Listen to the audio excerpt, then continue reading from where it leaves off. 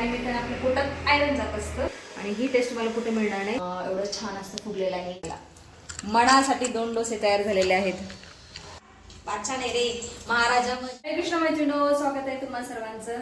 तर मैत्रिणो, आज आहे शनिवार आणि आज बऱ्याच जणांना सुट्टी आहे, म्हणजे माझ्या कुटुंबातल्या बऱ्याच जणांना सुट्टी आहे. तर मी आज बनवत आहे उत्तप्पा डोसे. तुम्ही हे डोस्याचं किंवा उत्तप्प्याचं किंवा इडलीचं पीठ पाहू शकता. तर किती फुगलेलं आहे. एवढं होतं रात्री जेव्हा मी पीठ तयार केलं तेव्हा एवढं होतं आणि आता बघा फुगून केवढं झालेलं आहे. ते स्पिल होईल म्हणून मी काय केलं, हे झाकण काढून ठेवलेलं आहे.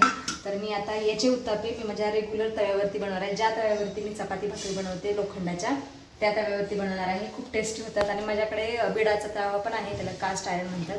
मग तो जरा हेवी होतो म्हणून मी काय केलं, म्हटलं चला शॉर्टकट बनवूया डोसे. आणि तर मी रेग्युलर माझ्या तव्यावरती बनवत आहे. हा पिठाचं प्रमाण असं आहे की 2 वाट्या तांदूळ, 1 वाटी उडदाची डाळ आणि त्या उडदाच्या डाळीमध्ये थोडीशी मुगाची डाळ, थोडीशी हरभऱ्याची डाळ आणि हे 7-8 तास भिजल्यानंतर मी थोडेसे 1 वाटीभर बारकी वाटीभर पोहे सुद्धा भिजून टाकत असते वाटताना आणि मेथी सुद्धा टाकत असतात. त्याच्यामुळे एवढं छान असं फुगलेलं आहे, एकदम छान छान. तर याच्यामध्ये मी अगोदर मीठ टाकते. मीठ कधीही पीठ वाटल्यानंतर टाकायचं नाही, त्याच्यामुळे पीठ फुगत नसतं.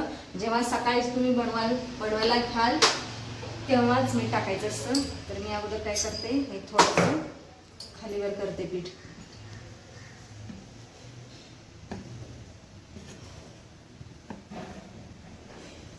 एकदम दह्यासारखं किंवा कशासारखं म्हणता येईल, याची उपमा मला आठवत नाही कुठली उपमा द्यायची. खूप असं स्पंजी झालेलं आहे. हे पीठ एवढं फुगलं की सांडायला लागलं मी मिक्स करताना. मी काय करते, याच्यात काढून ठेवते या मोठ्या वाटीमध्ये आणि नंतर राहिलेल्या पिठामध्ये मीठ टाकते. आणि याच्यामध्ये पण हे पण वापरलं जाणार आहे. आणि अगोदर एवढ्या पिठामध्ये, कारण पीठ बघा तुम्ही पाहू शकताय खाली पडलेलं आहे. याच्यात आता मीठ टाकते. मीठ टाकून चांगलं मिक्स करून घेते आणि हे पण थोडंसं गोळा करते.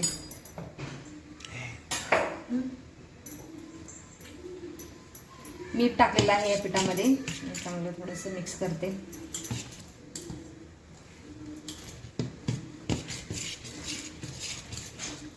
याच्या इडल्या पण खूप छान स्पॉन्जी होतात.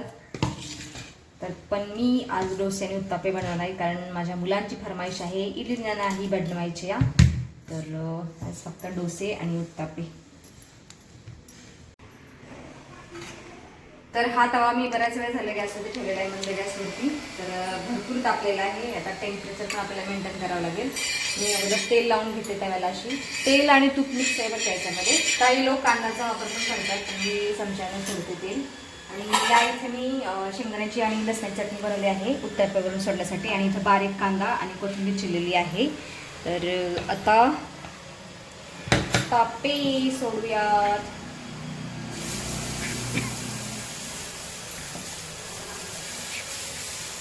उत्तप्पे जाड बनवायचे असतात, तर मी थोडेसे जाड बनवते.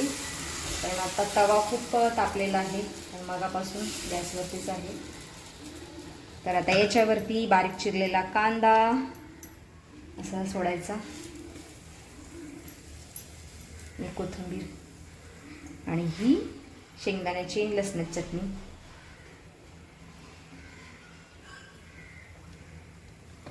आणि त्याच्यानंतर हे तूप आणि तेल मिक्स सोडते मी.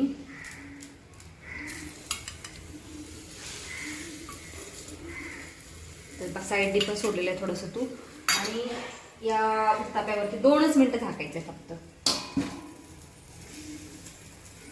2 मिनिटात एक उत्तप्पा किंवा एक डोसा तयार होत असतो.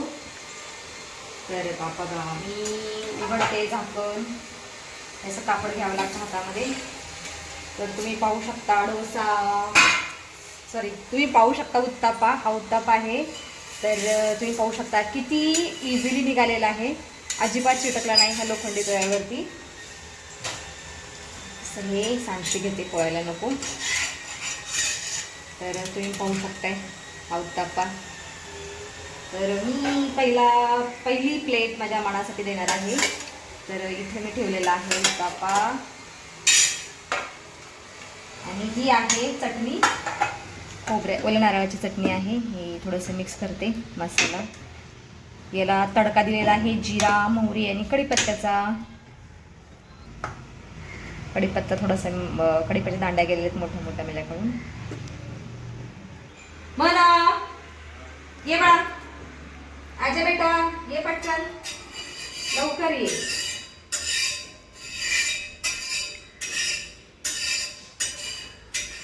तर ह्या तव्यावरती अशी थोडीशी शेंगदाण्याची चटणी वगैरे चिकटलेली असेल तर ती काढून घ्यायची. आता ही करपते त्यामुळे डोश्याची चव थोडीशी बिघडते. बिडाच्या तव्यावरती बनवलेले डोसे किंवा लोखंडी तव्यावरती बनवलेले डोस्याची चव खूपच अशी छान असते आणि ही टेस्ट मला कुठे मिळणार नाही. आजकाल ते नॉनस्टिकी तवे आहेत तर ते चांगले नसतात शरीरासाठी, आरोग्यासाठी. आपण जर हाय फ्लेमवरती गॅस ठेवला तर ते केमिकल रिलीज करतं. त्याच्यामुळं नॉनस्टिकी तवे चांगले नसतात डोसे किंवा उत्तप्पे बनवण्यासाठी, किंवा चपात्या पण काय काय बनवतो तर त्याचे ते तवे चांगले नसतात चपाती किंवा डोसे उत्तप्पे बनवण्यासाठी. तर हे लोखंडीच वापरायचे असतात. लोखंडामध्ये आयरन पण असतं, त्यानिमित्तानं आपल्या पोटात आयरन जात असतं. तर म्हणा येणार आहे. मी अगोदर हे काढून घेते त्याच्या प्लेटमध्ये, ह्या प्लेटमध्ये. मी तोपर्यंत दुसरा डोसा बनवते कारण मला येत नाहीये. आता जास्त तेल टाकण्याची काही आवश्यकता नाही, थोडंसंच टाकायचं तेल किंवा तूप. तर पहिल्यांदा आपण भरपूर लावायला तव्याला तूप. तवा जास्त हीट होऊ द्यायचं नाही, गरम होऊ द्यायचं नाही. गरम झाला तर खाली डोसे चिकटतात. मेंटेन ठेवायचं तव्याचं टेम्परेचर. खूप छान होतात डोसे किंवा उत्तप्पे. तर सेम प्रोसेस करायची.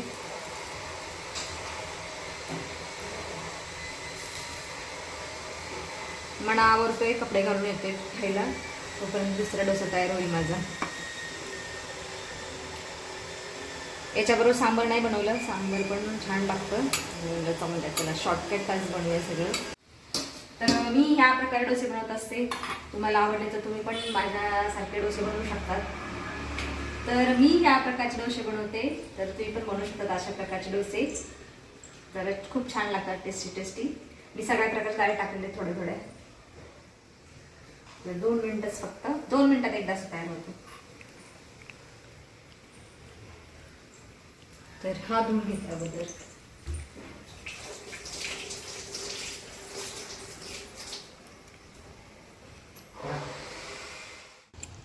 तर दुसरा डोसा पण तयार झालेला आहे. तर दुसरा डोसा पण तुम्ही पाहू शकता किती इझिली दिसतोय हा. चला, मनासाठी 2 डोसे तयार झालेले आहेत. फायनली मना माझा आलेला आहे. राजे घ्या राजे, आपकी फरमाइश पे मैंने इतना डिलीशियस खाना बनाया है.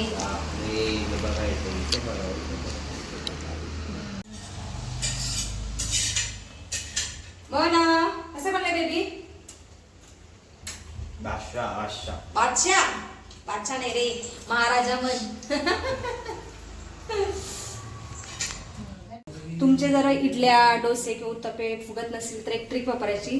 तर ती ट्रिक म्हणजे जेव्हा तुम्ही तांदूळ आणि डाळ 7-8 तास भिजल्यानंतर वाटून झाल्यानंतर हे सगळं पीठ मिक्स करायचं आणि छान असं हे असे 5 बोटांनी चांगलं गरगर एक 5 ते 7 मिनिटं चांगलं फिरवायचं आणि त्यांच्यातली म्हणतात ना हवा जाऊ द्यायची. तर ह्याच्यामुळं काय होतं, आपलं एक 7-8 तासानंतर पीठ छान असं फुगून येतो. कारण फिरवणं खूप गरजेचं आहे हे सगळं तांदूळ डाळ वाटून झाल्यानंतर. तर याच्यामुळं पीठ आपलं चांगलं फुगतं आणि इडल्या किंवा डोसे उत्तप्पे छान असे स्पॉन्जी होतात. तर ही एक ट्रिक आहे छानशी, तर तुम्ही ती वापरून डोसे किंवा उत्तप्पे बनवू शकता.